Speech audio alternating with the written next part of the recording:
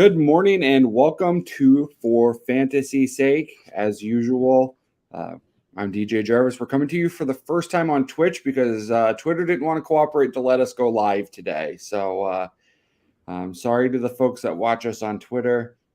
Not happening today, but you didn't hear this because you watch us on Twitter and we couldn't go live there. So, meh. I'm joined today by Mr. Chris Steele and Mr. Nick Brinks, who, unlike everybody who watched the Bears play on Thursday night, is hungover. Not terribly. I'm doing all right. Was the best man at a wedding last night. Wasn't sure if I'd be here on time, but I eked it out with a couple minutes to spare. Happy to be here.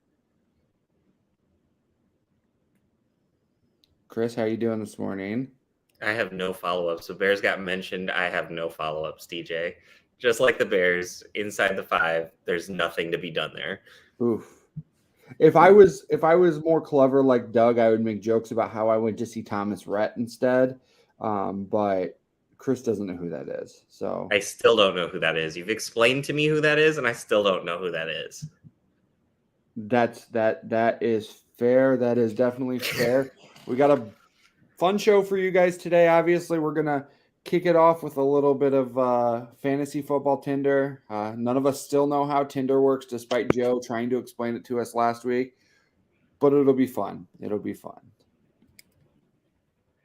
So that might have something to do with Joe being the one explaining things to you. I think that's your problem with that right there, DJ. I didn't say that. Okay. So our first topic today, is it time for us to take Geno Smith seriously? I am swiping right all day on that one. Ride it till the train don't run no more. I've been thinking about this one a lot, and there are those quarterbacks where you're just like, they have zero talent, or they're talented for a game or two, and you don't trust it. But then they have that 1 year. I was thinking a lot about Jake Plummer. They have that 1 year where they're better than the back of their football card. Like, you know who this guy is, you know what their profile is, you know that their problem is, but they just have that 1 year where they just have this charm season. And I think that's where Geno is right now, is just everything seems to be going right. And there's no reason in Seattle for him to look over his shoulder. There's nothing that's going to come and take this job from him. And there's nothing really else there. That defense is terrible, but the offense has potential. And absolutely. I think you got to swipe on that. Yeah, I kind of agree. It's weird, because we've talked several times with Joe in our betting segments throughout the season about, are we really betting our American dollars on, or putting our American dollars on Geno Smith? And I think this is a situation. I think he's like the opposite of what Jalen Hurts has been up until this year, where Hurts was awesome, awesome fantasy quarterback, real life quarterback, not so much. I think we are actually that. So maybe the opposite of Russell Wilson, who he was a really good real life quarterback, but not so good fantasy. And now he's neither. Yeah, now he's neither. Yeah. Yeah, Chris, I saw I'm this. not going to steal your Broncos country. Let's cry line. I tell you what, Geno he's the one cooking right now. He's the one riding. Russ is jealous. But yeah, I saw this question on our sheet today, and I sent him a letter, and he ain't right back yet. So I'm still waiting. I think, I don't know if you guys got to see a whole lot of that game against the Saints, but he threw some passes that looked like real life NFL quarterback throws. And I was really impressed. He dropped two passes just right into the bucket to Tyler Lockett, who seems that maybe he's back as well. Yeah, I agree with that. He made a throw on the run that probably only 5 quarterbacks in the NFL can make. So if he's finally figured something out, it just never felt like Geno was somebody that was going to happen. But if he's figured something out, why not ride him until he's he starts to revert back to Geno, and then you can drop him and chase somebody else. But for right now, ride the hot hand, and he's a top 5 quarterback in fantasy this year, top 10 for sure. But he's got to be up there when it comes to fantasy points. I think the other thing too with Geno, like before the season, people were like Tyler Lockett, DK Metcalf, going to have bad years. They're going to have Geno throwing to him. And I mean, they combined for 3 touchdowns and 200 yards last week. So they're they're providing way better production than where they would have fallen in the drafts this year too. So, I mean, and even Kenneth Walker, I mean, he filled in really well for Penny last week. So you hate to say it when you're led by Geno Smith, but that Seahawks offense is fun right now. And it feels like there's a lot of fantasy relevance there that we thought was not going to be there this year. Yeah. Well, go ahead. Going into last week, somebody said, I have Metcalf on my fantasy team. And I needed a reminder of who that was, because unless you say DK, I'm like, oh, well, if you say DK, I know exactly who that is. But Metcalf is so out of mind for me, because going into the year, you're just writing off that team completely. I think now we've all gotten that wake-up call that we see there's potential there, especially people aren't evaluating it and estimating it correctly. So there's value to be found with that Seahawks offense. And even not even just from a fantasy perspective, that whole, 49ers, they seem to be the best team in that division and they'll probably win it, but they're all within a game right now. I think 49ers are 3-2 and everybody else is pretty well 2-3 or something like that. If I remember right, but who knows? Seattle, at this point, if they don't fall off like we may expect them to at some point, like they might be in position to make a push for the playoffs or even the division. Who knows? Yeah, now we've got, Kenneth Walker hanging around, who I think a lot of us drafted, in our fantasy leagues to basically be the backup through 5 weeks to Rashad Penny. So now we've got to see what he's going to do. And I'm, as a fan of Big Ten football, I'm pretty excited to see him play. Yeah, and massive tough break for Penny owners too. He was rocking and rolling right along with that offense, and that's the downside of fantasy football when you've got a guy that's playing well and then boom, done for the year. It sucks. I'm a Elijah Mitchell owner, so yeah, I feel that pain. Got through a quarter and then no more. Well, I guess that kind of happens when you play a football game in a tsunami on the worst field in football. Yeah, I guess that's true. But it's my own fault too, because I discounted Jeff Wilson and I thought he was terrible and wanted no part of him, like even to take up a roster spot and be a handcuff for me. And he's been good so far this year. Yeah, I think there's a scenario where you get Mitchell back at some point this week or this year, and we realize that Jeff Wilson Jr. not actually good. That's very true.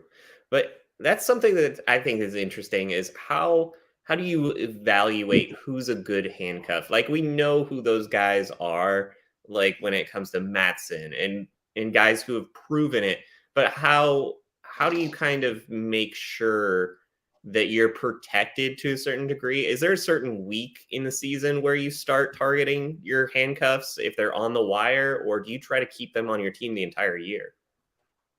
I try to keep them on my entire team my entire year. If it's a scenario where the handcuff is only valuable to you, and so other people start cutting them, that's when, through like right now, 4 or 5 weeks in, I start looking there. But you also have to navigate your buys, and you don't want to be stuck because then you're handcuffs to the guy you cut, and what have you really done? Yeah. I know there's teams out there this week that are starting Kyle Juszczyk at running back because, just got smacked in the face with the buy hammer. I'm ready to roll out my Eno Benjamin this week. my early season handcuff. Well, I don't have Connor, but that's an offense too. When I look for handcuffs, I'm looking for guys that will get carries as the second running back also in that Arizona offense. You've always, like last year, it was Connor, but then you also had Chase Edmonds getting a good number of touches. So this year I figured, all right, whoever that second guy is, probably a good handcuff, because even when they aren't starting, they're still going to get valuable touches. And then with James and his injury history, I was like, all right, I'll stash you on the bench.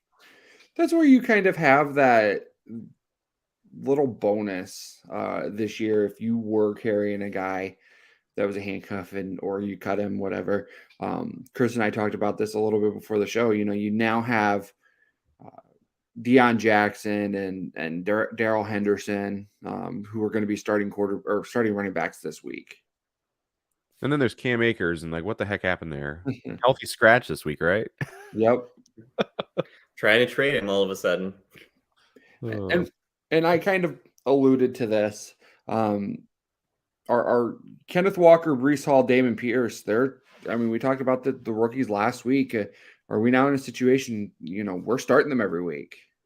100%. Swipe right on that. I traded for Damian Pierce before last week because I was like, I want that guy on my team. Before the season, when they were drafting, and he was a guy I had my eye on, did not get my hands on him. So I looked for somebody that had a lot of running back depth, and he was not even starting. So I was like, I want him.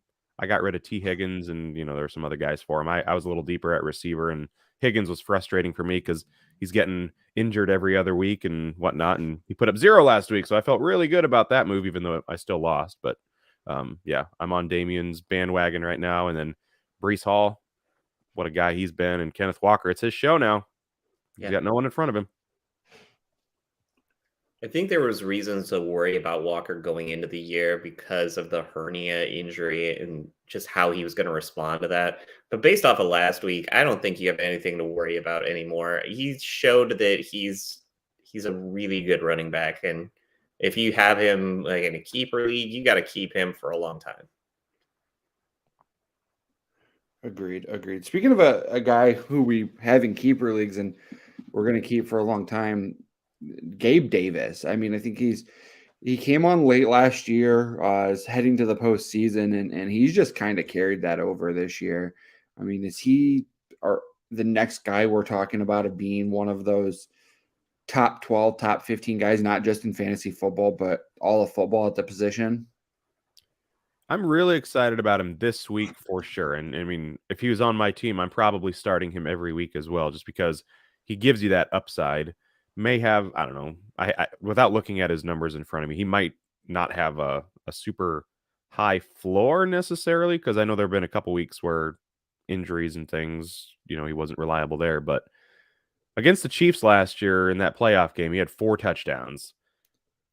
So to me, I see a matchup like that, and I'm like, all right, I'm loading up on Gabe Davis this week if I can. And yeah, this week for sure against KC, I'm if I'm doing, daily fantasy, things like that, I'm looking at his value too, because in that offense, you're going to focus on Diggs, and then that leaves Davis, wide open for a 98-yard touchdown sometimes. Yeah. I think you're right. It's hard to bank on that, though, because he's a guy who's got 11 receptions this year. He's got 20 targets, which isn't too bad, but you're looking at almost like 30 yards per reception. So it's going to be boom or bust. And sure. all touchdowns, though, Chris. He catches the ball for touchdowns.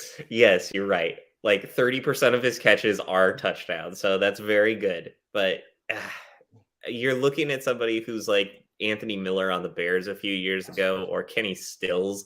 Those kind of guys, you want them on your bench so that you kick yourself and you're like, oh, I should have started that guy. And then all of a sudden it's like, why did I start that guy the next week? So it's a hard one to walk that line. Yeah. And I know, like, from a fantasy betting perspective, first touchdown score is sometimes a fun bet to get in on. And Davis is one of those guys that I always like to look at. I think in that playoff game last year, if I remember right, I think he was the first touchdown, and I was on it that day. And then I kept, like, at that point, I was up huge for the day because he had really good odds. And so I kept betting him for next touchdown in the second half. and he kept scoring, and he kept making me money. So I was a big Gabe Davis fan that day. But yeah, for first touchdown score or anytime touchdown score, he's usually a guy that has decent odds and a decent likelihood that he'll score. Because yeah, if he touches the ball, it might be a touchdown. Speaking of guys who only catch touchdowns, and this is more a conversation than a fantasy thing because it's been brought up a lot, at least in my circles. Are we talking about Travis Kelce possibly being the greatest tight end of all time?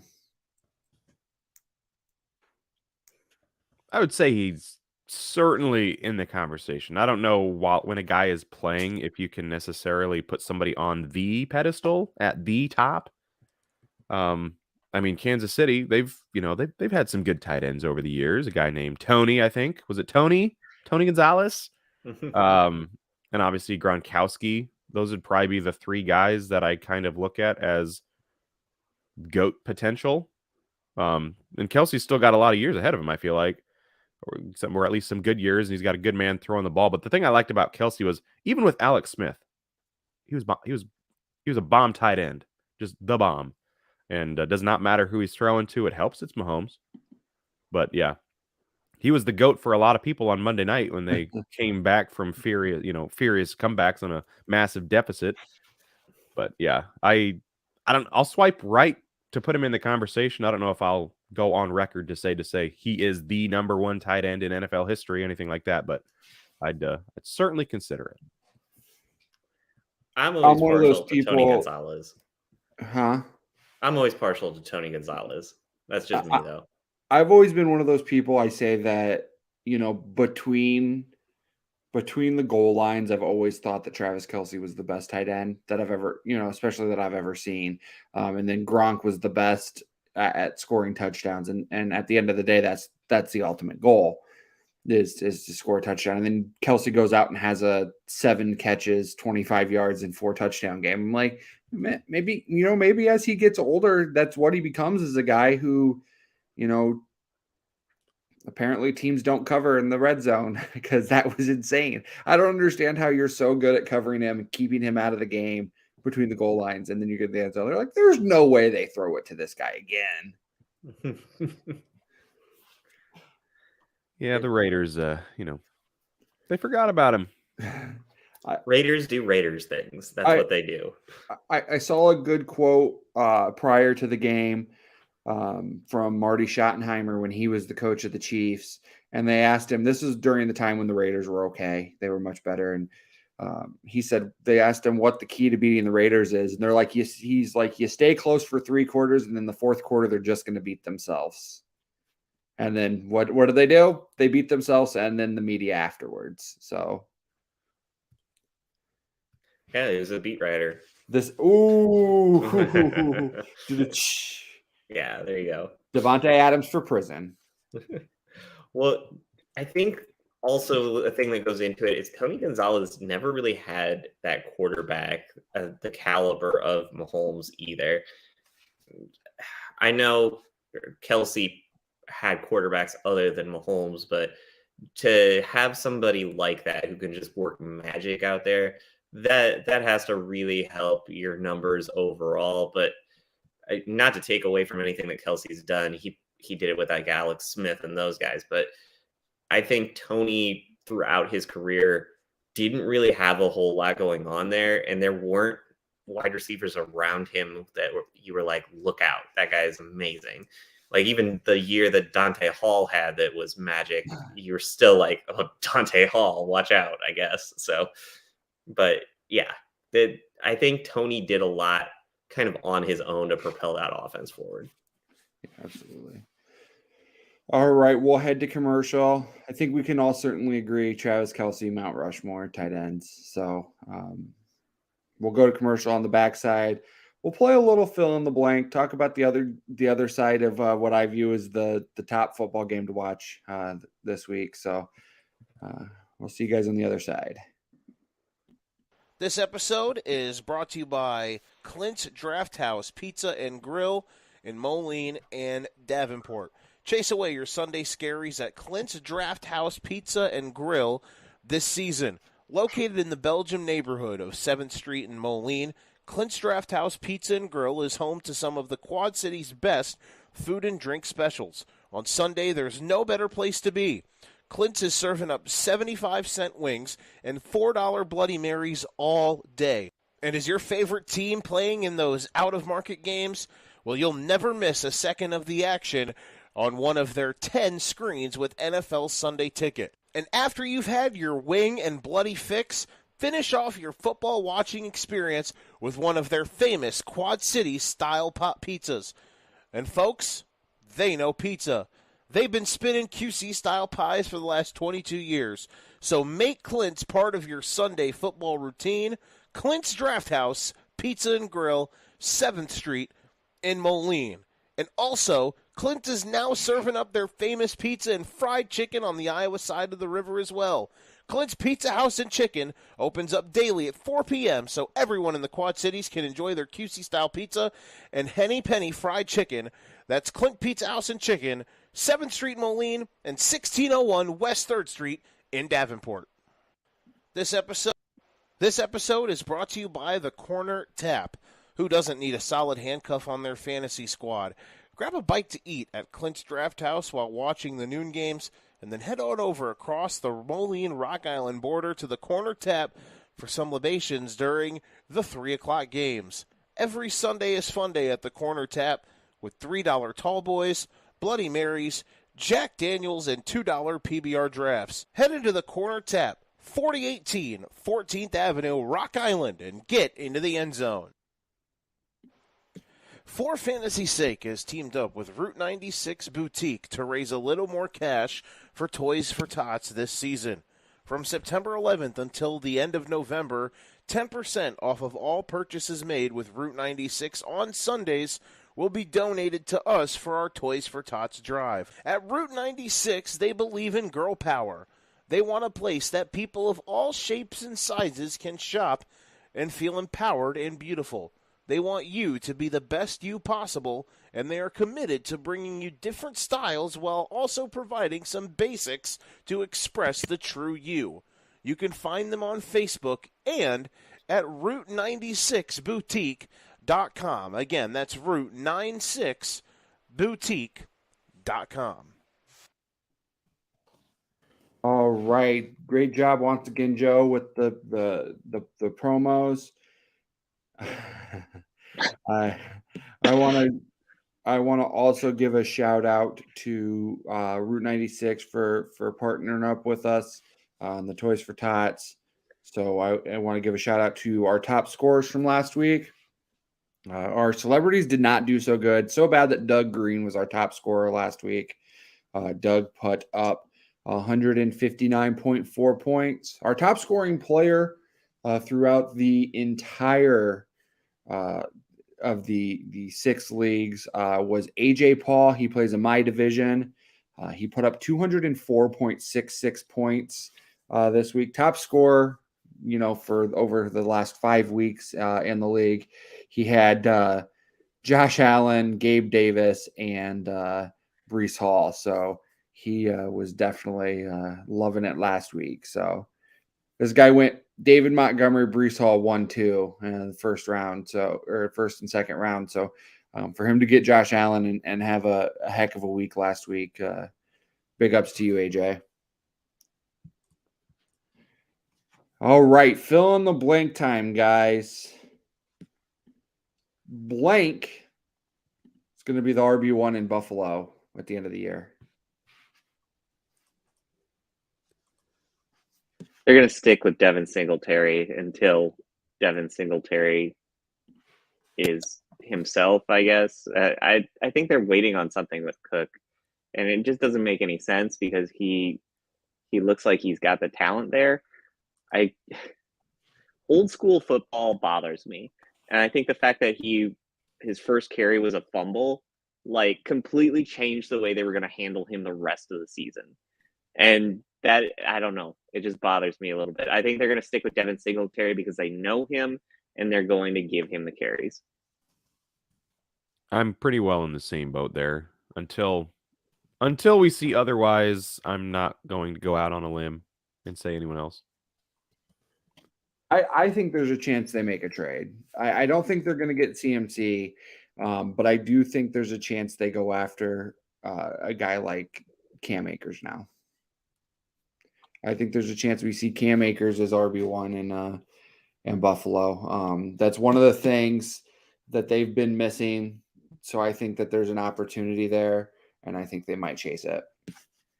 But you're looking at like Cam Akers for like a 7th at this point, because when the rest of the league knows there's a trade out there available, that means that your trade value is absolutely zero. Because if a trade is floating around out there that they're shopping this guy, they're probably not that interested, because you're going to cut him at some point and then you get him for nothing.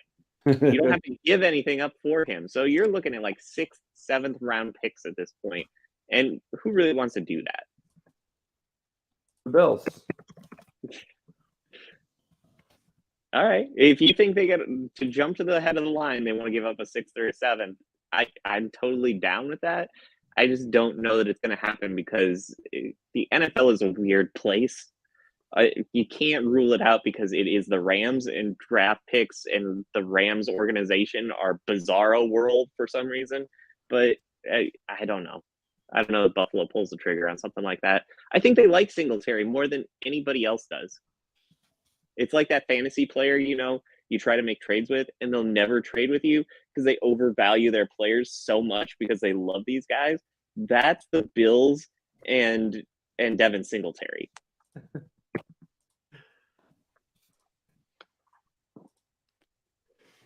All right. That's a fair take. Blank will be traded by the Panthers. I would imagine you've got to put McCaffrey here, right? You think they'll deal him? I mean, at this point, he's probably the one guy on their roster that could pull in the most picks for them, because I feel like they're just about ready to go into full-blown rebuild mode. And he's the one guy that most teams would like to get their hands on compared to anyone else on that team. So for the question's sake, for fantasy's sake, yes, let's go McCaffrey. I think they're scared to trade Christian McCaffrey unless it's a deal where the fan base can come away saying we absolutely won that trade. And I think that's hard to do when you have a player that caliber. So I think it's got to be DJ Moore, because I don't think anybody's really going to mind seeing DJ Moore leave. Whereas if they trade Christian McCaffrey and the fan base decides that it's not enough that they got back in return, they're just a riot. And when you're in limbo like they are, just trying to get a quarterback of any kind, you can't get rid of somebody who's the only reason people show up. Yeah, I think DJ Moore is a guy that I can see moving as well. I think that there's several teams who are wide receiver needy. That, like you said, the asking price isn't going to be $1 billion for even DJ Moore. I think you'd have to back up the Nick Brinks truck to Nick. Do you drive a truck? No, just a Ford Focus. Oh, so it's not, you don't have a Brinks truck, a Brinks sedan. We'll have to back up the Brinks sedan to get CMC, but I think that it's very possible DJ Moore's accessible for like a 3rd day pick. Now, what about if somebody said, hey, we've got $35 in a can of Coca-Cola. Could we have Baker Mayfield? And they'd be like, oh, sure, why not? $35 might be a little steep. But, with more, I mean, think about the contenders you have that need receiving. You've got the Chiefs, you've got the Packers, you've got now the New York Giants, who apparently want to play football. And they could probably use somebody who catches the ball. Yeah, the Giants. Did anyone even think they'd be 4-1 at this point?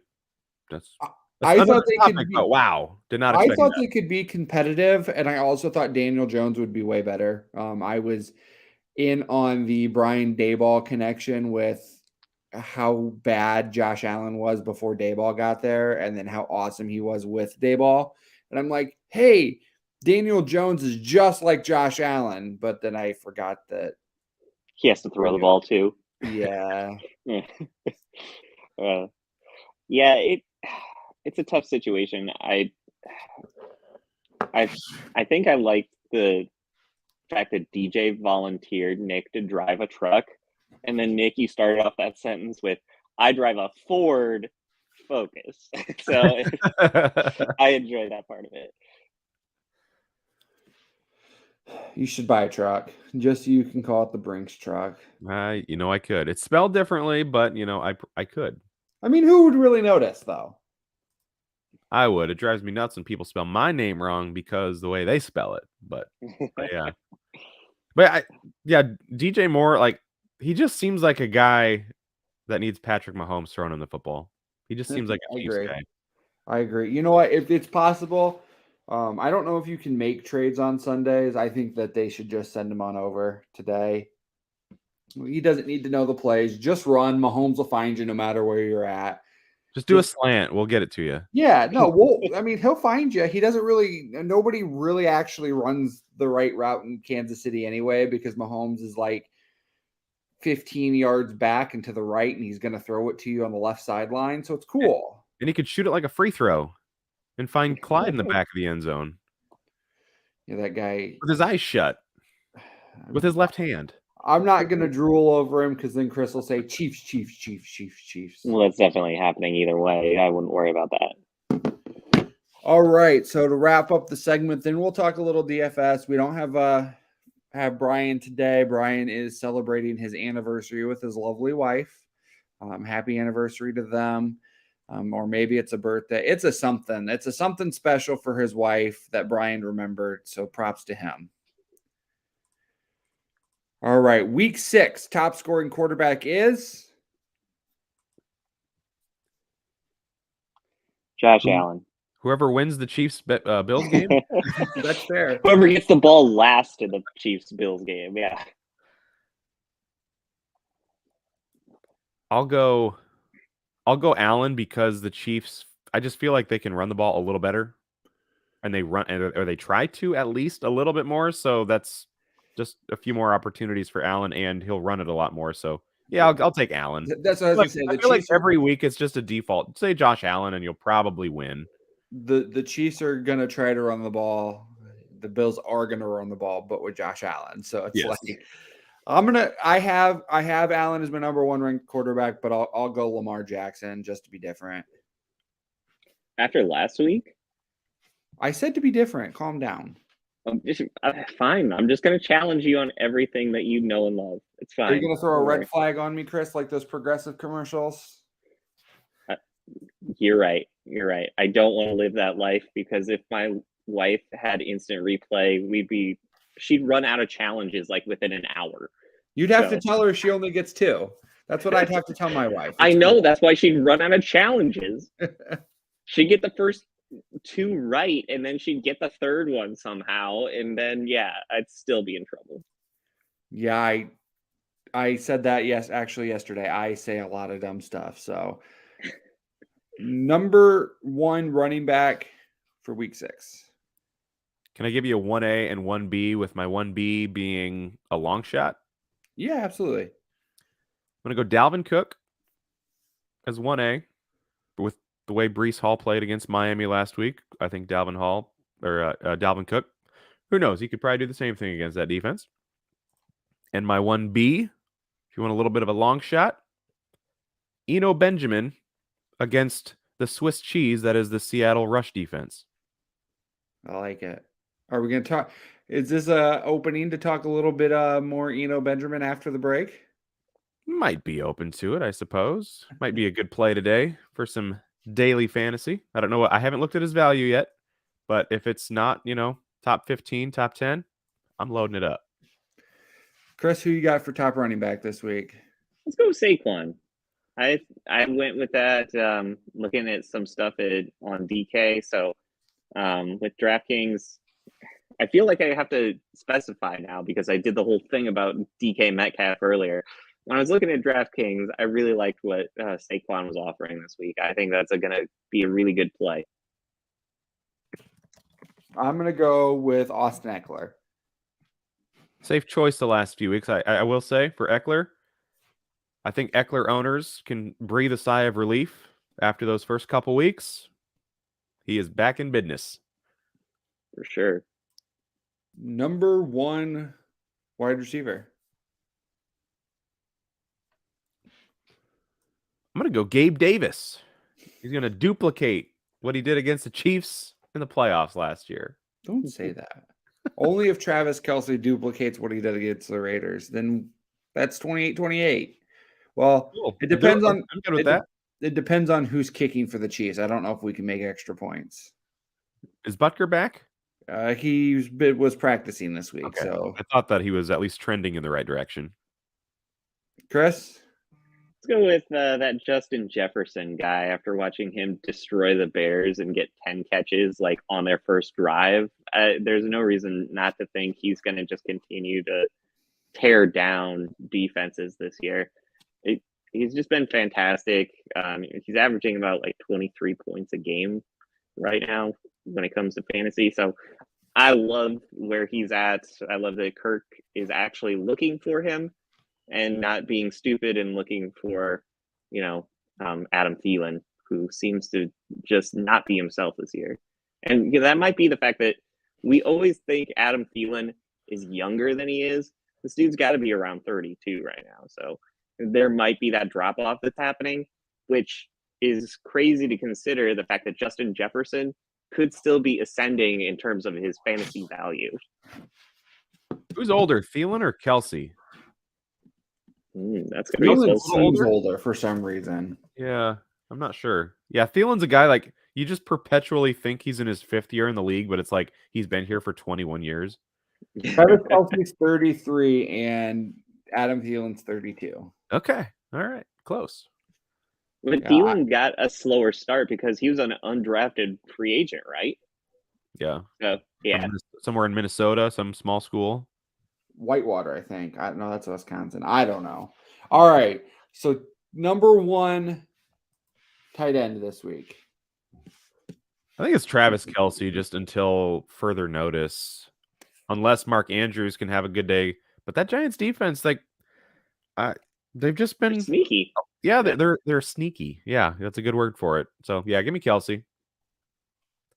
I'll go the other side of that. I'll take Mark Andrews because I think DJ pointed out one week on the show that it was either Kelce or it was Andrews. So we got to have our mix of both of them on here. So one of us is going to be right.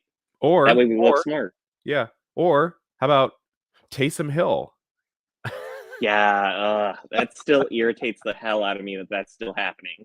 I'm a Kamara owner, and last week was so frustrating. Touchdown, Kamara, Hill, touchdown, Hill, touchdown, Hill, passing touchdown, Hill. Come on, man. At least throw it to Kamara if you're going to pass for a touchdown. Harper agrees that Travis Kelce, number 1 tight end this week. Good choice. Good choice.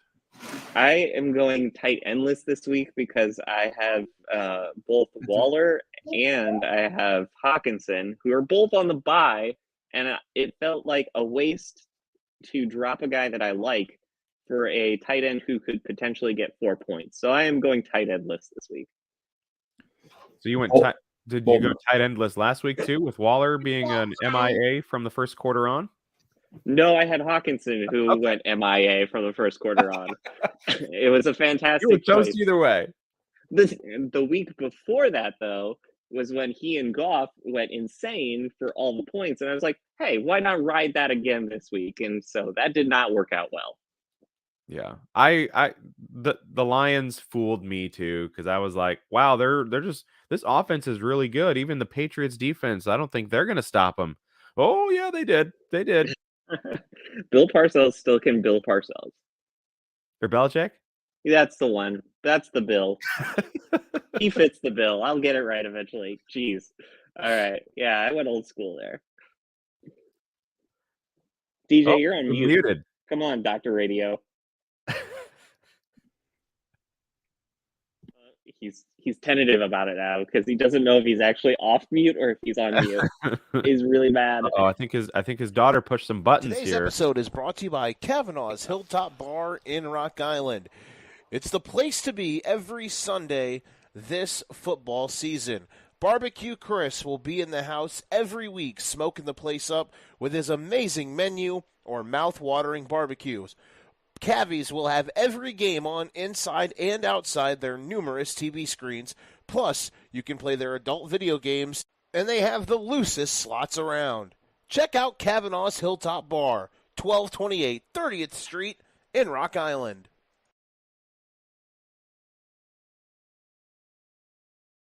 In addition to bringing fire on the mic, the team at 4Frequency's Sake is still bringing it online as well. Check out 4FantasySakeQC.com this season for college DFS, Survivor League, and betting advice each and every week of this football season. Again, that is 4FantasySakeQC.com for college DFS, Survivor League, and betting advice each week during the football season. And before we play our last promo for this break, I do want to give a shout out to our gentlemen who kick butt on the website each week, getting you guys squared away for the week of football. And then additionally, we've got some amazing podcasts on the network. We have Professor John Bush and Dennis Michelson, who could bring you the Data Lab. We have Chris Zach and Nick Bull, who do a great job bringing you Card Subject to Change, our professional wrestling podcast. And then we also have Joe, who brings you the Educated Ignorance podcast 3 times a week. So big shout out to those guys, keeping everything. Oh, and they were off this week because Brian had his trip with his wife. But we have Brian and Gladys who bring you the DFS deep dive. So big props to everybody who, you don't see every week on this show, but they definitely make things happen for us. And one more promo and we'll talk DFS. View from the West, the podcast covering Illinois high school football. Weekly analysis and reaction from around the western side of the state of Illinois. This is the game we had circled when the year started. Follow along on YouTube and Twitter, and subscribe wherever you listen to podcasts. It's big-time football out there tonight, and I know we can play big-time football. View from the West. We got you covered. All right, boys, let's talk a little DFS. I know we don't have our quote-unquote expert here, but, we do pretty well for ourselves navigating a lineup each week. So, Nick, I'll start with you. Is there anybody who you were specifically saying, I'm getting this guy fired up this week? Well, I've kind of mentioned it a couple times, but I like Eno this week. Eno Benjamin getting the starting role. He's cheap, 4,600. I had to scroll quite a ways just to get down to him. So you get a starting running back against the Seahawks rush defense for cheap. That seems like a no-brainer. I'm willing to ride there. I'm looking at quarterbacks here, and obviously Allen, Jackson, Mahomes, and Hurts are at the top of the price. Allen Jackson?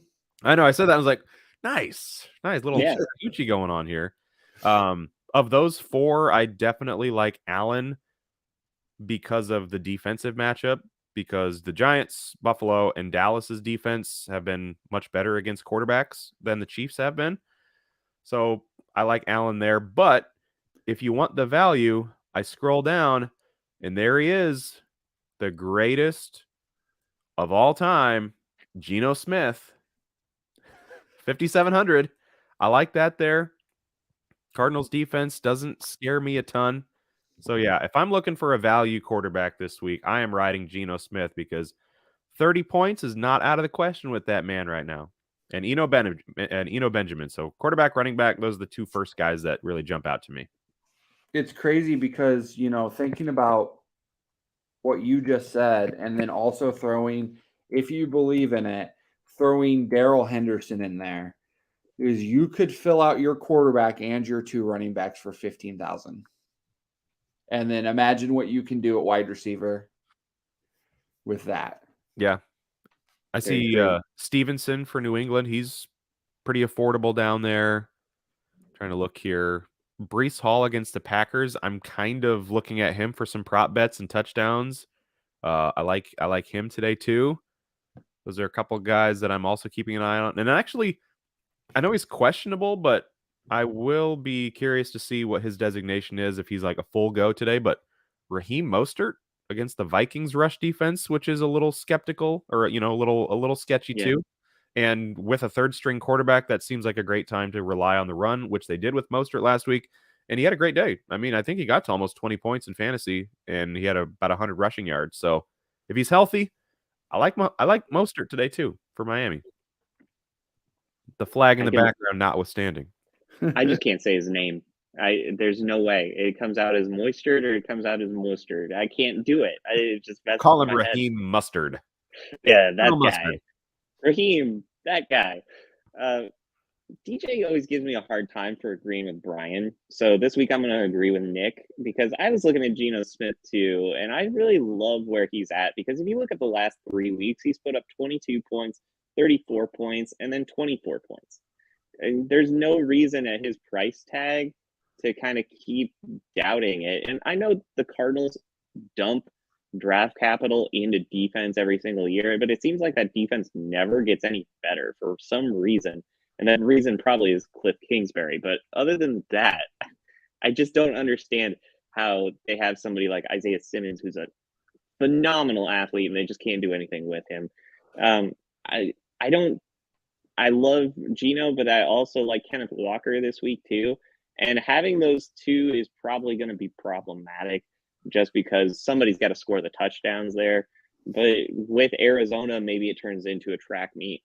I don't know where Call of Duty's at right now, if it just came out or where we're at on that whole, pendulum. But yeah, I think Kenneth Walker is a good value because he's at 5,400 against a rush defense that isn't that great. And like you said, Nick, Hall is a great value there at 5,800, putting up 30 points last week. There's no reason to doubt him anymore. I don't think that split is going to hurt him the way it would hurt other people. A guy that's off the radar that I like this week is also Jacoby Myers. There's no other wide receivers really in New England to take away from him. He's put up great numbers when he's been healthy this year. You just need him to be healthy. Last week, he had 27 points. Going back to week 2, he had 18. Week 1, he had 10. So he's a guy who's sitting at a really good price tag. He's not going to kill you at 5,300. I thought that was a great price. I went with that. Here's a guy that I would avoid with every ounce of my being. I don't know how he is the 8th most expensive quarterback, but Russell Wilson. I'm not taking him in daily. I'm not touching that with a 10-foot pole.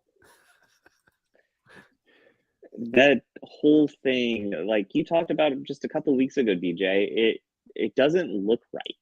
And as somebody who's a connoisseur of watching bad offense, having watched so many years of the Bears and Iowa Hawkeyes football, there are games where you watch them and you're like, this is not an NFL offense. That's the Broncos right now. It just seems like time and situation never makes any sense in what they're doing. And because of that, you can't trust them when you're going to be putting down some money on them. Right, absolutely. Yeah, there's nobody I'm willing to risk the biscuit. I would maybe think Melvin Gordon, but he can't hold on to the football. Yeah. And DJ, you and I talked about it too. A good place to save some money is always on defense. And looking at it this week, the Panthers are the very bottom. They're the cheapest. I went with the Panthers because they're going up against the Rams. The Rams have Cooper Kupp, so there's reason to be wary about it. But the Panthers have always finished with a positive score throughout the season. There's probably a chance they get an interception out here too, because their cornerbacks and their secondary aren't that bad. And it seems like it's definitely a Stafford thing now that he's going to give you at least one. So why not go with the Panthers and save yourself some money for positions where you can really light things up? I like it too because the Rams are they're the offense that defenses feast the most on all season long. They're ranked 32nd. And Yeah. watching Rams football has been so frustrating this year because it'll be third down and you can count on a sack. Stafford's going down. And so you'll get probably an interception. You probably get about 4 sacks and maybe a pick 6 in there with the interception. So I do like that one too. I'm scrolling through the other defenses to see if anyone jumps out, but those are that was the first one that I jumped out. When you can get the cheapest defense against the worst offense against a defense for fantasy purposes, a lot of turnovers, a lot of sacks, I'm jumping on that. Jaguars defense against the Colts, that's another one that I'd consider. They're at 3,000. Kind of middle of the pack there, but Brian Burns is a fantastic player. I don't think enough people know about him just because he's on the Panthers, and the Panthers don't matter because they haven't had a quarterback since most people have been alive. So I think he's a fantastic player. And when you're talking about guys who can get home, especially on third down, that's a really good player that's probably going to have a great day. The one that really threw me for a loop this week was tight end, because we can't all be DJ and just go with Travis Kelce every week. So I was looking for value there. I was looking around Irv Smith and those kind of guys, but it was tough for me to pull the trigger on anybody there. I think Ertz is my guy down there. Crazy affordable, on a good offense, gets a lot of good targets. Ertz is a guy I was saving money on at tight end. yep, I like that. But yeah, you can't go wrong with going Travis Kelce every week. Evan Engram, if you want to go a little cheaper, he'd be probably the only other tight end that kind of jumps out at me. He's got a pretty good matchup. Colts have struggled against tight ends this year, and Engram, he's kind of feast or famine. He's going to give you 12 points or like 2. And maybe this is, and you just hope it's a 12 week. Hey, the 2 week is a significant improvement over what he's given us in the past. So. Well, we're all hopping on board the Geno bandwagon here at this point. Why not also throw in on Noah Fant? Noah Fant has put up 7.2 and then 7.9 last 2 weeks. He's cheap as you can be. He's down with like backup tight ends at this point. He's going against the 31st ranked defense when it comes to facing the tight end. With Arizona, Arizona's always had problems covering tight ends. So I think that's a good play there too, because of his value. He's at 3,000. Why not? And on top of that, for $100 more, you can get Will Dissly too, and he seems like he's been a red zone target for Geno as well. Yeah. So I like both. All right, boys, we're gonna head to commercial. On the backside, we'll bring Joe in, talk a little bets, talk a little prop bets. See if we can't make you a little bit more cash this week. This episode is brought to you by Clint's Drafthouse Pizza and Grill in Moline and Davenport. Chase away your Sunday scaries at Clint's Drafthouse Pizza and Grill this season. Located in the Belgium neighborhood of 7th Street in Moline, Clint's Drafthouse Pizza and Grill is home to some of the Quad City's best food and drink specials. On Sunday, there's no better place to be. Clint's is serving up 75-cent wings and $4 Bloody Marys all day. And is your favorite team playing in those out-of-market games? Well, you'll never miss a second of the action on one of their 10 screens with NFL Sunday Ticket. And after you've had your wing and bloody fix, finish off your football watching experience with one of their famous Quad City style pop pizzas. And folks, they know pizza. They've been spinning QC style pies for the last 22 years. So make Clint's part of your Sunday football routine. Clint's Drafthouse Pizza and Grill, 7th Street in Moline.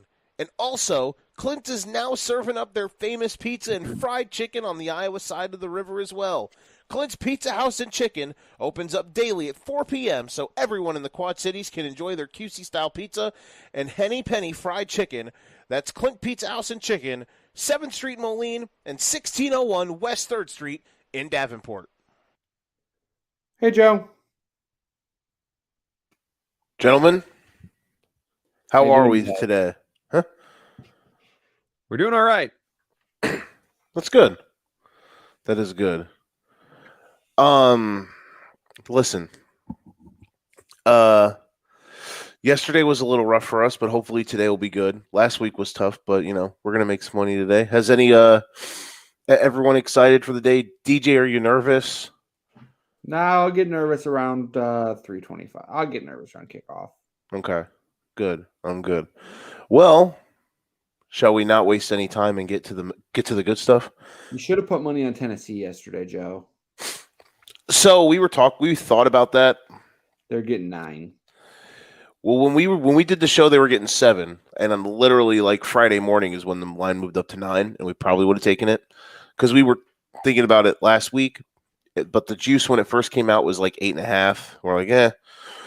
And then about a day later, it was down to 7, and no one knew if Bryce Young was going to play. And then it got moved up to 9. So we felt like we missed out a little bit, but no, I mean, I don't feel too bad about it. Usually the guys that Saban gets, he always gets. Like there's those teams that you just know that Nick Saban's going to show up on the sideline and he's going to beat that other team. Like regardless of who's in the uniforms, the fact that Saban is there, just that other team is going to lose. This week was like a complete surprise to me because of the history there of Saban just having their number.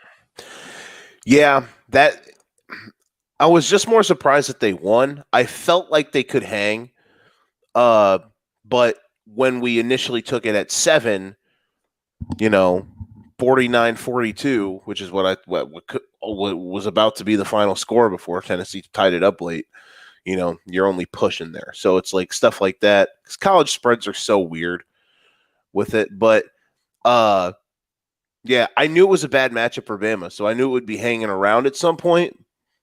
And I wasn't shocked that Tennessee jumped on them, but like when Bama started storming back, I didn't know Tennessee had that in them to answer the way they did. So big ups to them. Hendon Hooker is probably going to win the Heisman now, unless CJ Stroud just continues to go nuts, which is possible. But it's going to be one of those two, and hopefully Chase Brown can get invited to New York. That's all I care about. That's what I was going to say. Chase Brown for Heisman. All right, Joe. Who are we betting on this week? All right, so this week is – I'm trying to think. What was our – I think we went 1-2 last week, and we all – so here's what I'm realizing. All these last week we went 1-2-1 in our 4 NFL games. And here's what I'm learning. All these people that are pros and, have these take shows and all this good stuff that talk about gambling, it makes me not feel bad when I realize they all have horrific gambling records as well. Because that's how weird the NFL is this year. There are no winless teams through 6 weeks, which is an absolute rarity. There's a billion 2-3 or 3-2 teams, and there's only one undefeated. So this year has been an absolute crapshoot.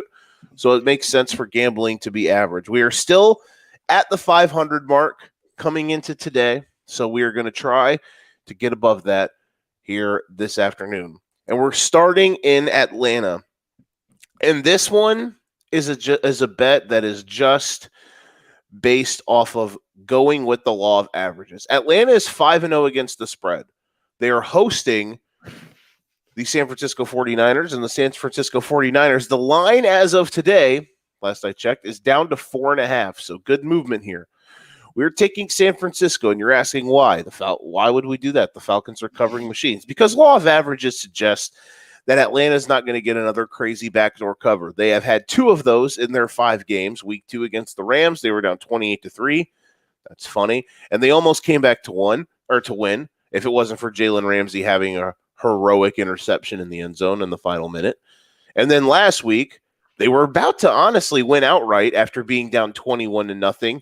They stormed all the way back to cut it to 6 in the 4th. And then we all know what happened. Tom Brady cashed in his get out of almost screwing the pooch with the lead card by getting a fantastic, terrible call. And all of a sudden, No, not even the worst roughing the passer call last weekend. it was not. That it wasn't. It was pretty bad, though. But what happened was the Falcons still covered. So today, even though the game's in Atlanta, even though the Niners are banged up, the Niners are cursed, by the way. I just want to throw that out there. We're taking the Niners minus 4.5 because I think the Niners are going to be able to run the ball on them. I feel like they're going to be able to get, if they play with the lead, the Falcons, the one thing I will say is the Falcons have gotten in holes and they're not really abandoning what they do. Listen, I thought this was the team that was going to have the worst record in the league this year. I have certainly missed that because I don't feel like, I mean, it could happen still, but I think that's probably going to be Carolina or Pittsburgh at this moment. Both, maybe, but I doubt it, and they don't deserve to be named. Their naming rights are gone forever. But they're in the running probably to race to 2 wins or 3 wins or whatever.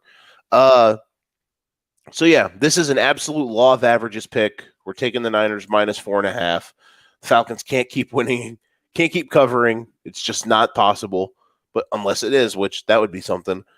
Niners minus 4.5 in Atlanta. Now we go to New Orleans. And this is what I said a couple weeks ago. We took the Browns in Atlanta. They were minus like 1.5. It was like when you have a game like this with this close, you just feel like you're picking a winner. And listen, the Browns goofed. They had a terrible red zone day. We're going to hope that doesn't happen today as the Bengals go to the Saints. This is a must-win game, like desperation game for Cincinnati. This also backs the principle that we always have of taking a desperate team in a must-win situation that we feel is much better than their opposition. It's 1.5 points. I have no idea why it's 1.5 points. All the pros are like, oh, take the Saints here. Why? Like, if the Bengals don't win today, their season is done and they're just toast. It's over. It's Bengals minus 1.5 here all day, every day, twice on Sundays if you can get it. I don't understand why. Listen, there's probably more value on if you're like just taking the money line, but we're obviously just picking what we feel was our best lines of the week. So in this case, Bengals minus 1.5. I think this should be I'm not saying a layup because nothing's a layup anymore, but this was the most shocking line to me because I even looked at it last week and it was like, why are the Bengals only 1-point favorites before kickoff against the Ravens? We got this at 1.5 on Thursday, so we are feeling good today. Even if it's at 2 today, which I think it might be, I'm still absolutely slamming the Cincinnati Bengals by 2. And then last but not least, hey, DJ, I got some trivia for you. You ready? Yeah, hit me. I got a question. In 41 games as a starter at home, DJ, how many times do you think Patrick Mahomes was an underdog in those games? Well, since I believe I sent you this stat, I'm going to say 0. The answer is 0. I might have kids the next time the Chiefs are underdogs at home. They don't have to win. They just have to win. They just have to lose by less than a field goal. That game's going to be amazing. I think it'll be close. And we're taking the Chiefs plus 2.5. Could the Bills win by 20? Absolutely. Could the Chiefs win by 20? No, maybe not, but that would be impressive. Yeah, don't say no, Joe. I'm just saying. No, I wouldn't say no. I'm just saying that would be the most shocking outcome, I think, if the Chiefs just rolled them. Listen, man. Here's the thing. We think the Bills are great. We think the Chiefs are great. This situation is an absolute, again, it's a law of averages thing to an extent, but it's also you're never going to have this opportunity with the best coach in the world right now, the best quarterback in the world right now, being the best tight end to win the world and probably ever, getting points at home. It's just never going to happen, so you have to jump on it. So our three winners today, Niners minus 4.5 in Atlanta, Bills minus 1.5 in New Orleans, Chiefs plus 2.5 at home. We love that so much. And we're cooking. Our other games today that were close but didn't cut it.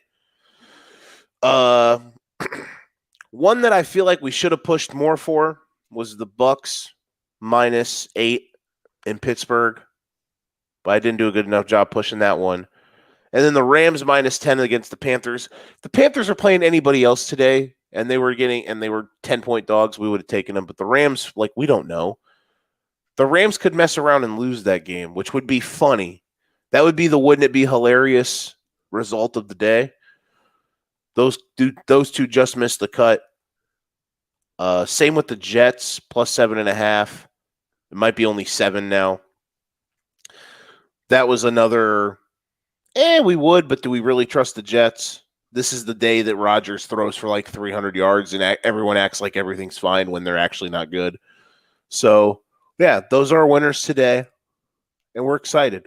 We're very excited. Should be a fun day today. I'm once I am officially woke up, I get some nutrients in me. We're gonna be jacked and ready to roll today. After yesterday's delicious 12, 14 hours of sports, we're ready to roll again today. Yeah, I'm pretty sure Dodgers and Padres are still playing somewhere. I can't confirm that, but it might be happening. I get home at like 12:30 and the game's still on. I'm like, oh, this is nice. It was great. It was Yeah, beautiful. I watched the 7th inning where the Padres rallied to take the lead, and I was like, there's still 2 more innings of this. I am going to bed. No thank you to 2 more innings of this. Amen. I'm actually, I don't think they're still playing, but I do believe the Astros and Mariners are still playing. That might be. That's very true. Felix is going to come out and pitch for him for a little while. It's still scoreless. Alrighty. So I know that Nick, I know that you spoke on this earlier in the show. What prop bets do you like this week? See what the line is for Eno. I've just been on an Eno Benjamin kick today. Let's take a peek. If anyone... That's a hell of a apple to take a bite into. You're just feeling it. You know what? Why not? Yeah, starting running back against the Seahawks. I think that's an over most weeks. But that's a fair that's a fair assessment. Yeah. 60.5. I mean, it's probably something that I'd look at. I'm looking at others. I see that Mostert is active for the Dolphins with a knee injury, but it just feels like when that happens, they don't run them very much. So Chase Edmonds at 21 yards, I'm tempted to take that over because I don't know if they want to run Mostert into the ground on a questionable knee, but those are two that kind of stick out to me. But I'm also looking at a Breece Hall touchdown plus 170 area. I like to go for some home run balls every now and then. I've got my eye on too. We had a comment from Mr. Shane Newbanks in our comment section that he likes both Breece Hall and Michael Carter for separate bets for anytime touchdown.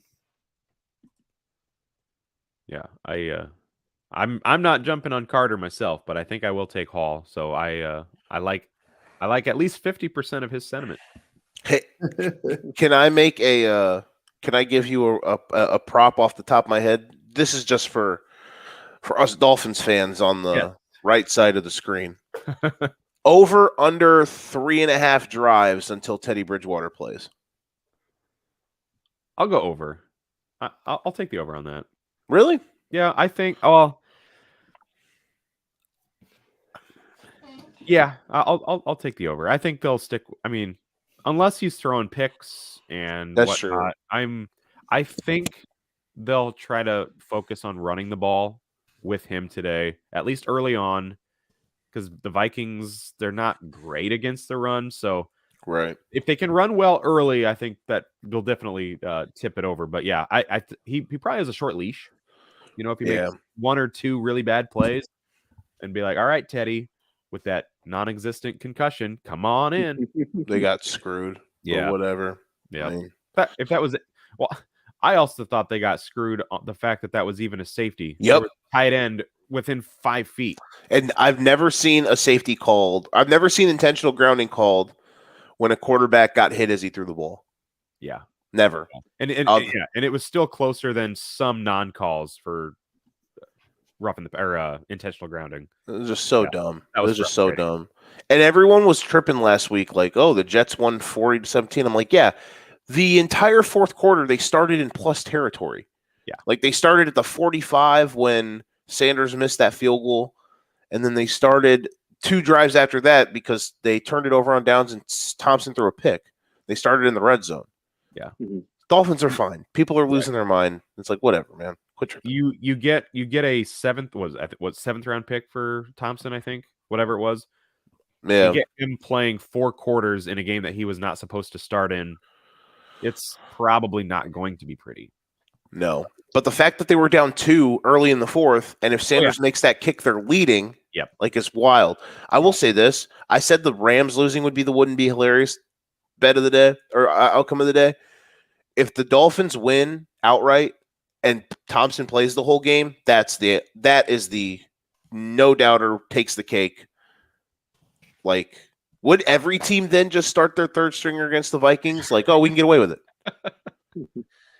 So a couple of prop bets that I liked on that same train is, I know you said Brees to score. I took his over on yards. 61. 61.5. I also like Devin Singletary over 20.5 receiving yards against the Chiefs. And Alvin Kamara over 35.5 receiving yards. So I know we talked about DK Metcalf getting back on the train. He's at 69.5 receiving yards, and then Kittle over 41.5 this week. How about over 2.5 times that Kamara owners get pissed that Taysom Hill's getting red zone carries?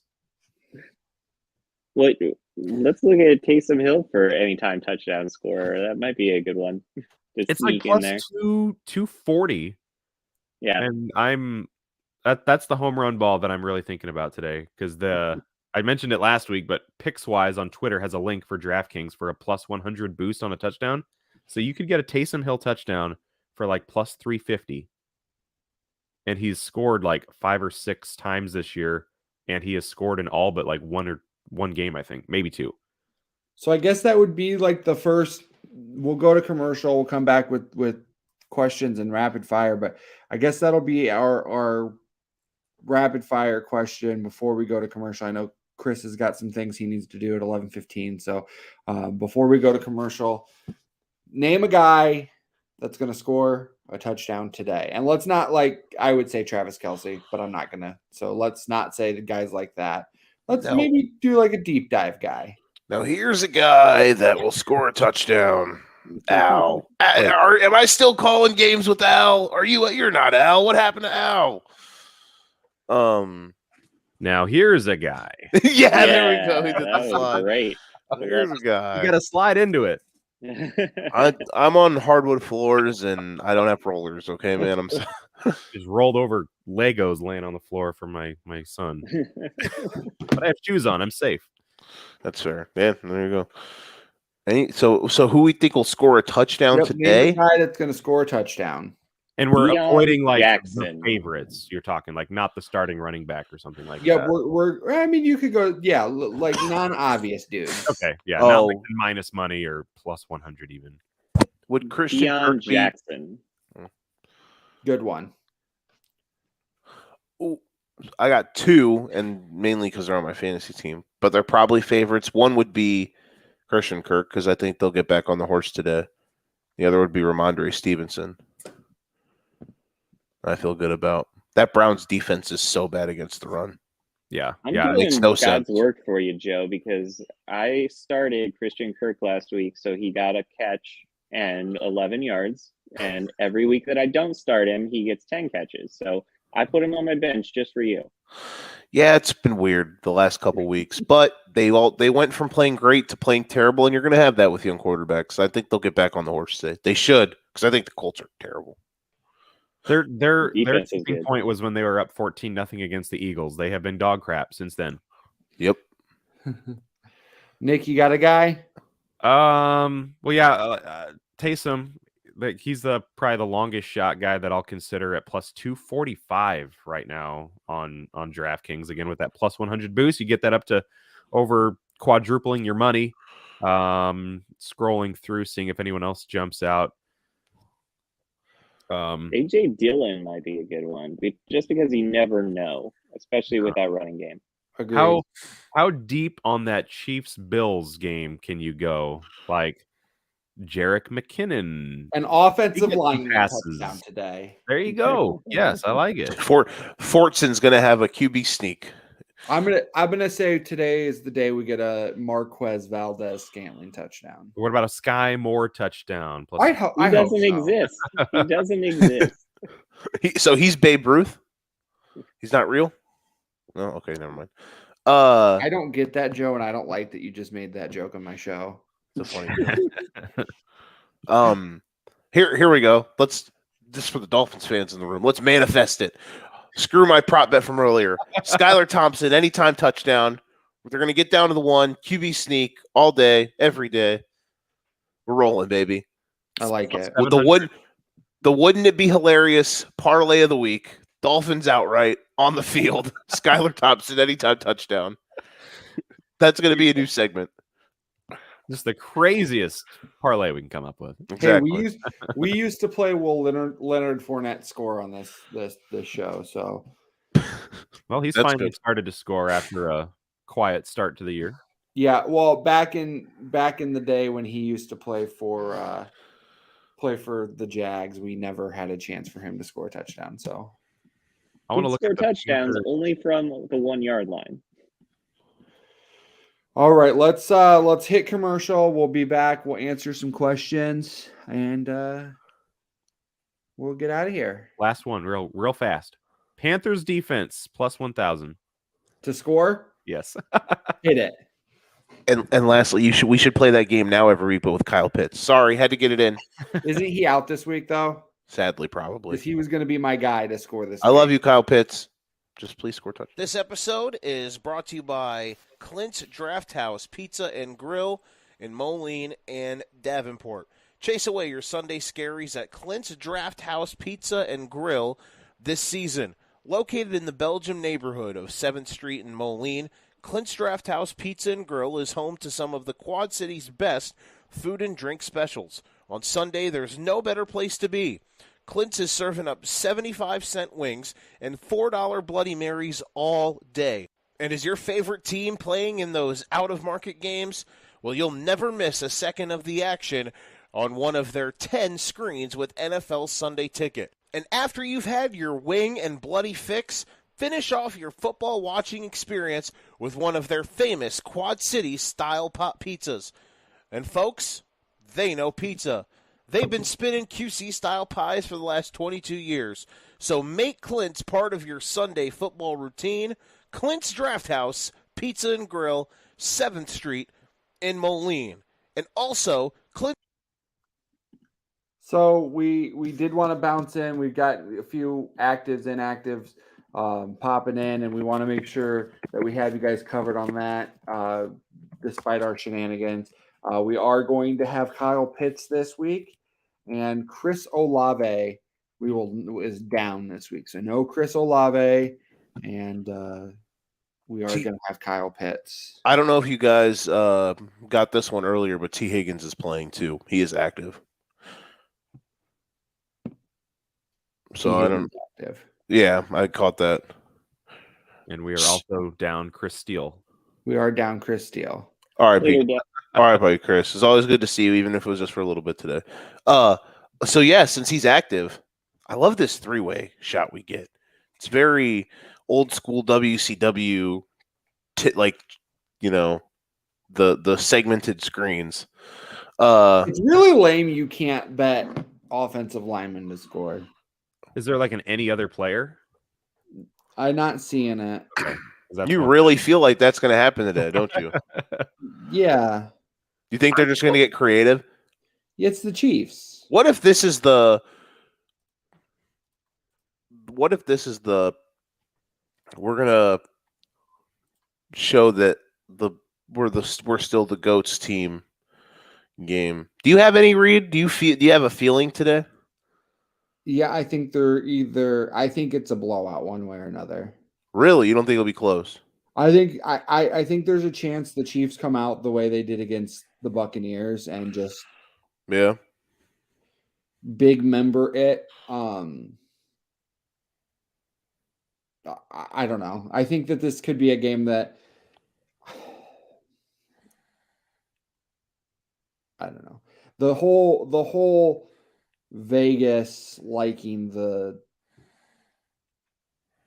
Bills kind of makes me nervous. Underdogs have been covering a lot lately, it feels like. Not when I take them. Or maybe that's a problem. Maybe I'm just taking too many favorites. Start taking dogs. Actually, yeah, I took the Seahawks last week. I thought that was a dime. And they're covering until they weren't. Killed me. Breaks my heart. All right, we got a few Seahawks questions over here. just every week. Go ahead. Just take the over in the Seahawks game every week. That is true. And well, I guess not the Lions. The Lions when they play indoors. So yeah, since he's active, can we play the game? Will Kyle Pitts score a touchdown today? We'll play that in rapid fire.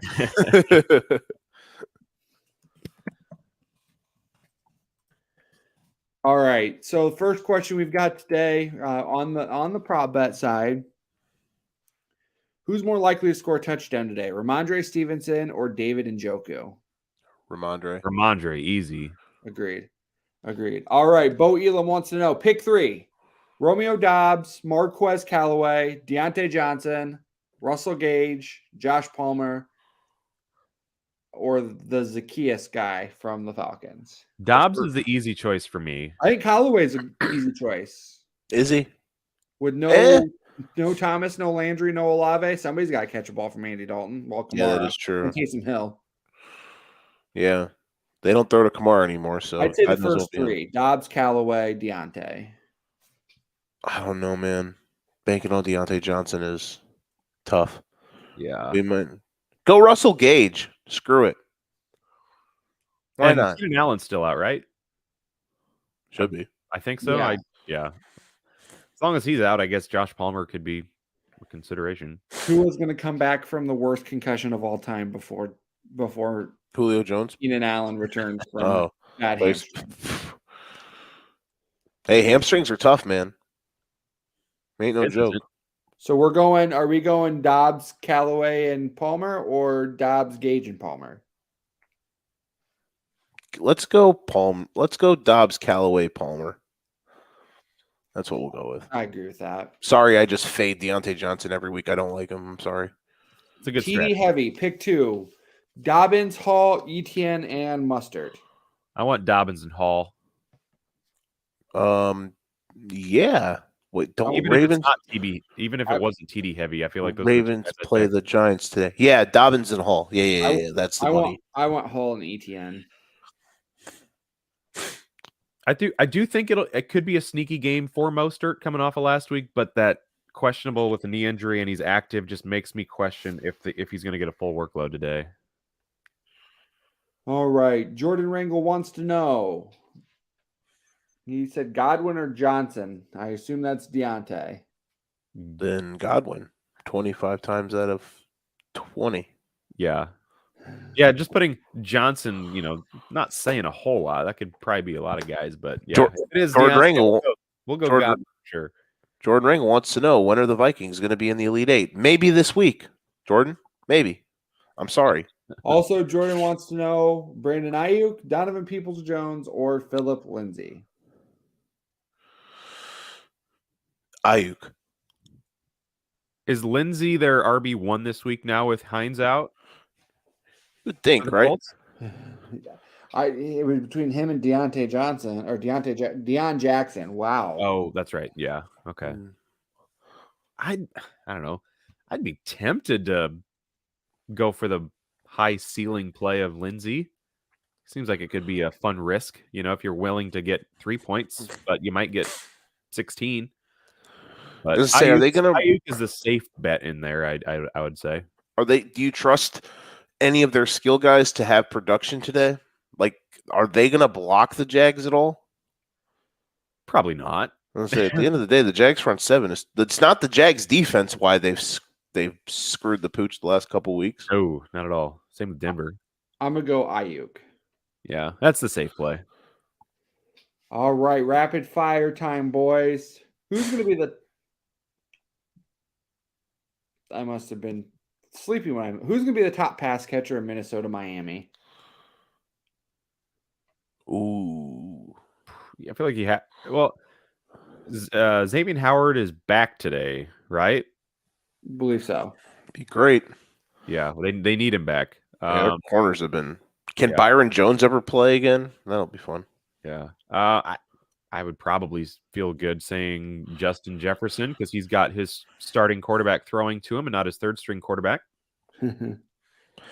Though you feel like, I will say this, if they can not get down, because that's the thing for the Vikings, it's get up and then use their pass rush because their second and third level outside of Harrison Smith and the linebacker Kendricks, very average to below average. So if the Dolphins can keep it close and not have to worry about just dropping back and their D-line getting up, there's a way I see McDaniels maybe trying to get some stuff for Hill and Waddle, like some cheap stuff, because it'll be there. So maybe you could get frisky by thinking Hill, just getting a bunch of schematic short throws. But if you're actually betting on it, it would probably be Jefferson. Yeah. My biggest question, especially looking at the TV coverage map today, do we need to not let the NFL let Fox and CBS protect games so the entire world can see Chiefs Bills today instead of having had to watch Bears Commanders or Chargers Broncos tomorrow? That game tomorrow will be good. It's just unfortunate that the Broncos have been so pitiful to watch, yet they have had 4 primetime games in the first 6 weeks of the season. I was just looking at the TV map yesterday, and a quarter of the country is not going to be able to watch Chiefs Bills.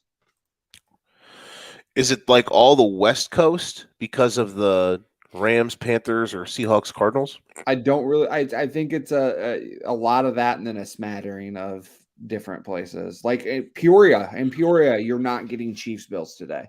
That's weird. Yes. Gotta get that red zone, baby. Will Kyle Pitts score? No, he won't. Damn it. Come on, Kyle. I'm going to say yeah. Every week, I'll say yeah. We'll keep it there till he does, and I'm going to say it's this week. Poor guy. They are playing in Germany like in a couple weeks, so maybe he can get some. Imagine if he doesn't until then and just goes off. Like 10 for 120 and 3 scores, and when they have the game in Germany against Seattle, that would be hilarious. Nick, is he going to score? Let's go. No. All right. What game are you watching today? Well, I just pulled up the 506 website, and I was so excited because I'm like, the Dolphins are playing Minnesota. They're going to be on TV here in Iowa. And northwestern Iowa and very northern Iowa gets the Vikings, but we get Green Bay here. They're both on Fox, I'm guessing? Yep. I was thinking with the Jets, that would be a CBS game because it's usually the road team designates whether it's AFC CBS or NFC Fox, but I guess not today. The one I'm very interested to see that Jets Packers game to see if the Jets could get frisky outside of like the obvious. And so I'm kind of just trying to cherry pick an early slate game. It's probably that one that I'm like most interested in seeing how it, like the navigation of it. Also Ravens Giants too. If the Giants could somehow beat the Ravens this week, I think we have to start saying that they're legit. I didn't want to put them in the Elite Eight, but I had to because there's so many options that are just average. And like, where's my integrity if I just put, I think these 8 teams are the best 8 teams that could win the Super Bowl every week in the top 8. Accused you of having integrity. Come on. I'm just saying. So I had to put the Giants there, but I didn't want to. If they win today, then it's like, yeah, they're going to have they already have like the 2018 Mitch Trubisky, Matt Nagy team from Illinois that I won't say their name because their naming rights have been revoked. Like they're having those vibes. New coach. Now Dayball's light years better than Nagy. He's so good. What a hire. But like that year, that team caught lightning in a bottle. And also, too, that team's roster compared to the Giants, much, much better. But they have a lot of good schematics and systematic stuff that I do like. They just are a couple pieces a lot around the roster away, including a really good, a legitimate good NFL quarterback. But that's for a different day. Right for now, you just let it fly and let Saquon be the best player in the league. And final question. What's your favorite Halloween candy? Three Musketeers. Anything Reese's for me. I was going to say like the mini Reese's just because they're goated. All right. That does it for today. I want to thank Joe. Want to thank Nick. Obviously, Chris Steele. Made it through 3/4 of the show. Pulled up a little lame on his final run of the day. Those darn hamstrings. He's in the blue tent. Hopefully get cleared for next week. Since Brian's not here, I want to wish you luck in your matchups today. May our betting advice not lose you too much money today. Yeah. I want, and I'll cover Chris's spot. I want to thank everybody who tuned in today. Please be sure to share everything we post on our pages. One share gets one more listen. One more listen gets one more sponsor. One more sponsor means instead of pouring all the money into production and StreamYard and all the other crap we have, we can actually pay our guys, which would be nice. I think Joe would love a little bit of a paycheck. So, but regardless, thanks for watching. Thanks for tuning in. It's been awesome. Yeah. We'll be back next week. Joe will be a little balder. I'll be a little grayer. Hey man, I got cut up yesterday, man. I look good. I don't know what you're talking about. And if you're a fan of the team from Illinois, you got about 30 minutes. I did a 30-minute segment on the pod from this week or the end of the week where I just go ham and bologna sandwich on them. You'll like it. Joe, we ran 3 minutes over, so they only have about 27 minutes before. It's fine. So. They've been kicking at like 12:05 the last couple weeks anyway. You got time. All right. Well, make sure you guys tune in to Educated Ignorance Podcast, and we'll be back next week. Good luck, everybody. Love you all.